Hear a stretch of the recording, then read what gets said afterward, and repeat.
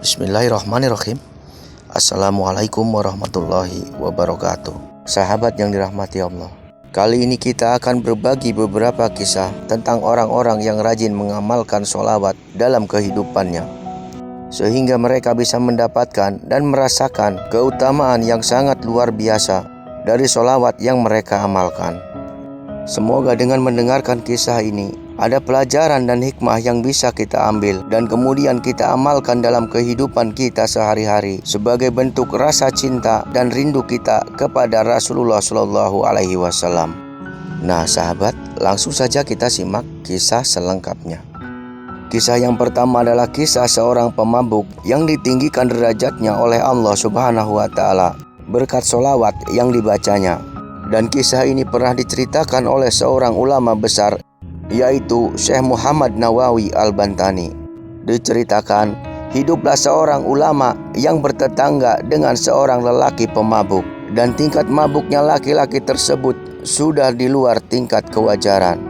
Ia tidak bisa lagi membedakan antara hari ini, hari esok, dan hari kemarin, karena laki-laki tersebut selalu hanyut dan mabuk minuman keras. Sang ulama pun selalu memberikan nasihat kepada lelaki tersebut agar ia meninggalkan kebiasaan buruknya dan segera bertaubat. Bahkan nasihat ulama tersebut disampaikan kepada pemabuk sudah berulang-ulang kali. Namun pemabuk itu terus saja melakukan kebiasaan buruknya, bermabuk-mabukan, bahkan hingga kematian datang menjemputnya. Sahabat yang dirahmati Allah, ada suatu kejadian yang sangat menakjubkan yang dialami oleh ulama besar itu ketika lelaki pemabuk itu meninggal dunia. Pada suatu malam, ulama besar itu bermimpi. Ia melihat kalau lelaki pemabuk itu berada di tempat yang sangat mulia dengan memakai perhiasan berwarna hijau yang merupakan lambang dari kebesaran dan kemegahan surga. Sahabat, ulama besar itu merasa heran mengapa seorang lelaki pemabuk seperti itu bisa mendapatkan kemuliaan dan derajat yang tinggi. Lalu ulama besar itu bertanya kepada laki-laki pemabuk tersebut tentang mengapa ia bisa mendapatkan kemuliaan dan derajat yang tinggi seperti itu, sedangkan semasa hidupnya ia adalah seorang pemabuk yang sangat berat. Sahabat yang dirahmati Allah, lalu lelaki pemabuk tersebut menceritakan apa yang pernah ia kerjakan semasa hidupnya hingga ia bisa mendapatkan kemuliaan dan derajat yang tinggi seperti itu. Lelaki pemabuk tersebut bercerita kalau ia pada suatu hari pernah menghadiri sebuah majelis zikir. Kemudian pemabuk itu mendengar orang alim berkata dalam ceramahnya, barang siapa yang bersolawat kepada Rasulullah Shallallahu Alaihi Wasallam dengan mengeraskan suaranya, maka surga wajib baginya.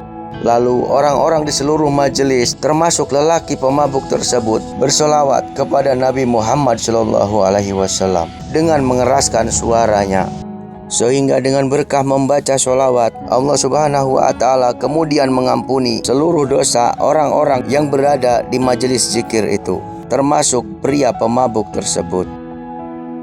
Sahabat yang dirahmati Allah, kisah berikutnya adalah kisah tentang orang yang soleh yang sempat berhenti mengamalkan sholawat kepada Nabi. Dan kisah ini terdapat dalam sebuah kitab yang berjudul Mukasyyafatul Qulub, karya dari Imam Al-Ghazali. Sahabat, pada suatu masa hiduplah seseorang yang cukup soleh. Orang tersebut selalu mengamalkan sholawat dalam kehidupannya sehari-hari. Bahkan orang tersebut sering bermimpi berjumpa dengan Rasulullah Shallallahu Alaihi Wasallam. Pada saat berjumpa dengan Rasulullah Shallallahu Alaihi Wasallam, lelaki alim tersebut itu diperlakukan dengan hangat oleh baginda Nabi Muhammad Shallallahu Alaihi Wasallam. Namun sekali pada suatu malam, lelaki soleh tersebut bermimpi berjumpa dengan Rasulullah Shallallahu Alaihi Wasallam kembali.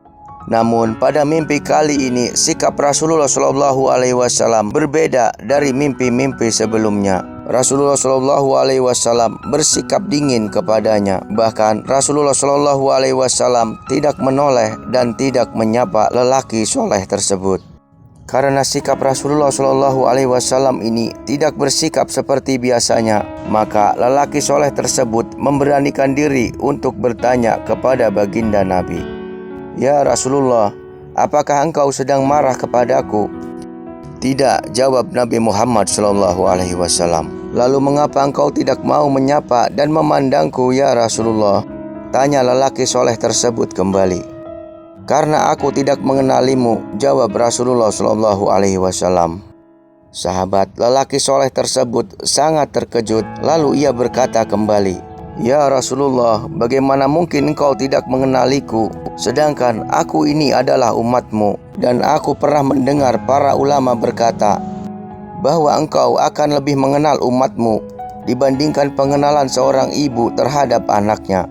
Lalu Rasulullah SAW bersabda, mereka itu benar, hanya saja engkau tidak mengingatku. Engkau tidak mengingatku melalui sholawat, sementara aku akan mengenali umatku pada seberapa banyak mereka bersolawat kepadaku. Lalu lelaki soleh itu pun terbangun dari tidurnya.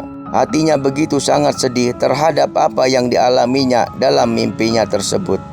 Lelaki alim itu menyadari bahwa sudah sekian bulan ia tidak pernah lagi bersolawat kepada Nabi Muhammad SAW. Lalu lelaki tersebut bertekad dan berniat di dalam hatinya untuk selalu bersolawat kepada Nabi sebanyak 100 kali dalam sehari. Sahabat yang dirahmati Allah, lelaki itu pun melaksanakan tekad dan niatnya dengan membaca solawat 100 kali setiap hari. Hingga pada suatu malam, ia bermimpi berjumpa kembali dengan Rasulullah SAW. Di dalam mimpinya itu, ia disapa dengan hangat oleh Rasulullah SAW. Kemudian Rasulullah SAW berkata kepadanya, sekarang aku mengenalimu dan aku memberikan syafaatku untukmu. Subhanallah. Sahabat, semoga kisah ini bisa memberikan semangat dan motivasi untuk kita agar selalu rajin bersolawat kepada baginda Nabi Muhammad SAW. Kemudian kisah tentang keutamaan solawat berikutnya adalah kisah tentang Imam Sufyan Ats-Tsauri dan keutamaan solawat Nabi. Dan kisah berikut ini terdapat dalam sebuah kitab yang berjudul Kifayatul Atqiya, karya dari Syed Bakri bin Syed Muhammad Shatta Adimiyati. Dikisahkan seorang ulama besar yang bernama Imam Sufyan Ats-Tsauri bercerita bahwa ketika ia sedang melakukan ibadah tawaf bersama ayahnya, beliau melihat seseorang yang hanya duduk berdiam diri. Lelaki itu tidak ikut tawaf bersama orang-orang yang sedang tawaf pada waktu itu. Orang tersebut hanya fokus dengan membaca sholawat Nabi dengan hitungan yang sangat banyak jumlahnya. Kemudian Imam Sufyan Ats-Tsauri bertanya kepada lelaki tersebut, wahai Tuan, Anda telah meninggalkan tasbih dan tahlil, dan Tuan hanya membaca sholawat saja. Ada apa dengan Tuan? Lalu lelaki itu menjawab, Anda ini siapa? Semoga Allah Subhanahu wa Ta'ala selalu memberi kesehatan kepada Anda. Saya Sufyan Ats-Tsauri, jawab ulama besar itu. Lalu lelaki tersebut itu pun berkata kembali, sekiranya engkau tidak garib di tengah orang hari ini, niscaya aku akan kabarkan tentang diriku dan akan aku buka rahasia tentang diriku.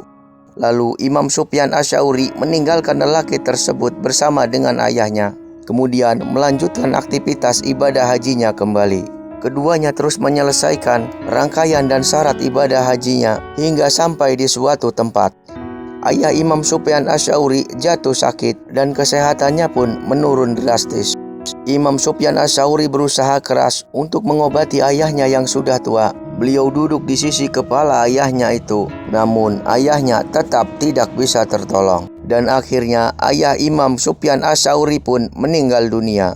Dan betapa sedihnya hati Imam Sufyan Ats-Tsauri ketika melihat wajah ayahnya menghitam saat meninggal dunia. Imam Sufyan Ats-Tsauri pun berkata, Inna lillahi wa inna ilaihi raji'un. Ya Allah, ayahku telah wafat dan wajahnya menghitam. Kemudian beliau menarik kain yang ada di badan ayahnya itu dan menutupi wajah ayahnya dengan kain tersebut. Sahabat, Imam Sufyan Ats-Tsauri pun merasakan kantuk yang luar biasa yang akhirnya membuatnya tertidur. Dan dalam tidurnya itu, beliau bermimpi bertemu dengan seorang lelaki yang sangat tampan, berpakaian sangat bersih, dan tubuh lelaki itu beraroma sangat harum. Kemudian laki-laki tampan tersebut mendekati ayah Imam Sufyan Ats-Tsauri yang telah disemayamkan sebelum dimakamkan. Lalu lelaki tampan tersebut itu membuka kain yang menutupi wajah almarhum ayahnya dan kemudian mengusap wajahnya. Seketika wajah ayah Imam Sufyan Ats-Tsauri yang semula hitam kini berubah menjadi putih cerah kembali. Ketika lelaki misterius tersebut itu hendak meninggalkan tempat persemayaman almarhum, Imam Sufyan Ats-Tsauri kemudian memegang ujung baju pria tersebut sambil berkata, "Tuan, ini siapa? Semoga Allah Subhanahu wa Ta'ala memberikan rahmatnya kepadamu. Allah Subhanahu wa Ta'ala telah mengaruniakan anugerahnya kepada ayahku melalui tangan Anda." Lalu lelaki misterius yang tampan itu berkata, "Aku adalah Muhammad bin Abdullah, Sahibul Quran. Ayahmu adalah termasuk orang yang melewati batas terhadap dirinya. Akan tetapi ia adalah orang yang banyak membaca sholawat kepadaku. Maka ketika ia kesulitan dan tersiksa di alam kubur, kemudian ia meminta tolong kepadaku, dan aku adalah penolong orang-orang yang banyak membaca sholawat kepadaku." Kemudian ulama besar itu terbangun dari tidurnya dan mendapati wajah ayahnya yang semula hitam kini berubah menjadi putih cerah kembali karena berkat syafaat dari Rasulullah SAW. Sahabat yang dirahmati Allah, kisah berikutnya adalah kisah tragis tentang seorang yang sangat benci terhadap sholawat. Pada suatu hari hiduplah seorang ulama besar yang bernama Abdullah bin Mubarak.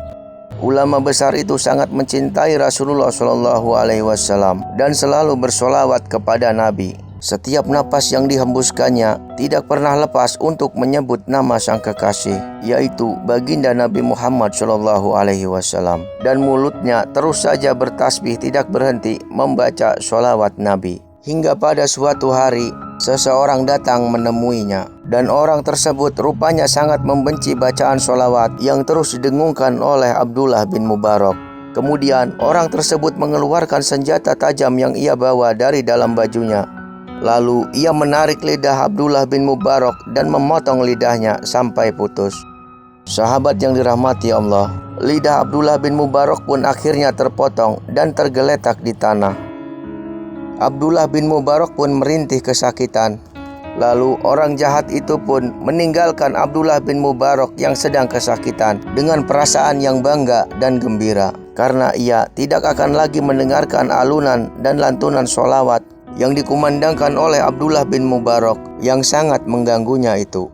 Sahabat yang dirahmati Allah, akan tetapi para malaikat tidak akan tinggal diam. Peristiwa yang sangat kejam itu ditulis oleh para malaikat karena pada suatu saat, pada waktu yang tidak disangkanya kelak, laknat Allah akan diucapkan kepadanya sesuai dengan kejadian kejam yang pernah ia lakukan.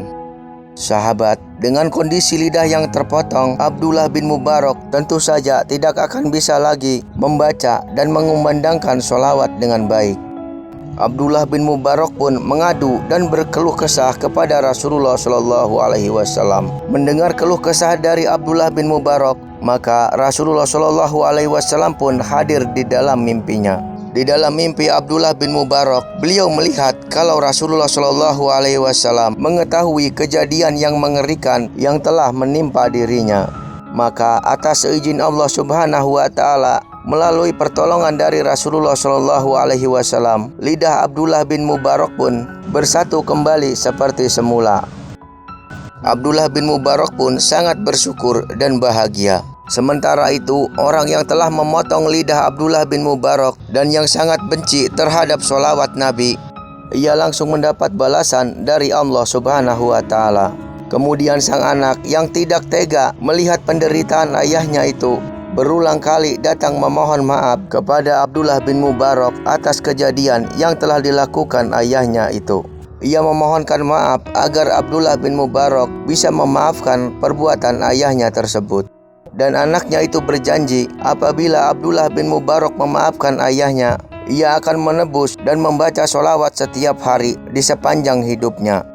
Sahabat yang dirahmati Allah, Abdullah bin Mubarak, orang yang penuh kasih dan sayang di dalam hidupnya, akhirnya memaafkan orang yang telah memotong lidahnya tersebut. dan atas izin dari Allah Subhanahu wa Ta'ala, orang yang membenci sholawat itu bisa sembuh dari sakitnya seperti sedia kala. Sahabat, akhirnya sang anak pun menepati janjinya tersebut. Ia terus membaca sholawat kepada Rasulullah SAW di sepanjang hidupnya. Padahal sebelumnya ia adalah anak seorang pembenci sholawat Nabi. Sahabat, kisah keutamaan sholawat berikutnya adalah kisah tentang seorang nelayan yang sangat rajin membaca sholawat Nabi. Dikisahkan pada suatu saat hiduplah seorang nelayan yang sangat rajin membaca sholawat kepada Rasulullah SAW. Namun sholawat yang ia baca rupanya masih kurang tepat dan kurang lengkap, karena mungkin ia ingat akan ayat Al-Quran surah Al-Ahzab ayat ke-56 yang berbunyi, Innallaha wa malaikatu yusholluna 'alan nabi ya ayyuhalladzina amanu shollu 'alaihi wa sallimu taslima. Sesungguhnya Allah dan para malaikatnya bersolawat untuk Nabi. Wahai orang-orang yang beriman, bersolawatlah kamu untuk Nabi dan ucapkanlah salam dengan penuh penghormatan kepadanya. Al-Quran surah Al-Ahzab ayat ke-56. Sahabat, nelayan itu pun bersolawat dengan mengucapkan Shollu alaihi wasallimu taslima. Dan bacaan solawat tersebut itu rupanya sudah dibacanya selama berpuluh-puluh tahun dengan ribuan kali setiap harinya. Lalu pada suatu hari, nelayan itu sedang sibuk merajut jalannya yang robek dan kusam di pinggir pantai sambil asik bersolawat kepada Nabi Muhammad SAW. Lalu tiba-tiba datanglah rombongan ustadz yang hendak menaiki sebuah kapal yang akan menyeberang ke pulau seberang.